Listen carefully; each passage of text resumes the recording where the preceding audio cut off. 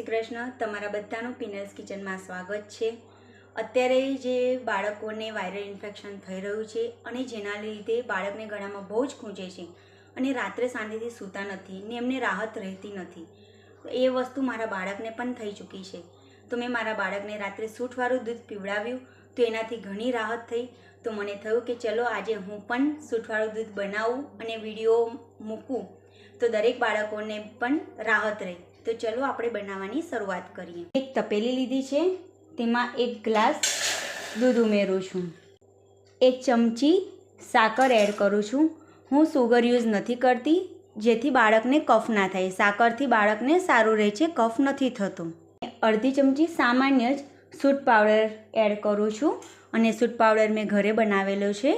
હવે ધીરા ગેસે દૂધને ઉકળવા દઈશું અને એક ઉભરો આવે પછી આપણે ગાળી લઈશું। હું બાળક માટે હંમેશા ગાયનું દૂધ જ યુઝ કરું છું। હવે આપણા દૂધને ઉભરો આવી ગયો છે તો હવે હું ગેસની ફ્લેમ બંધ કરી દઈશ। હવે આપણે દૂધને ગાળી લઈશું અને થોડુંક નવશેકું કરીને પછી બાળકને આપણે પીવડાવીશું।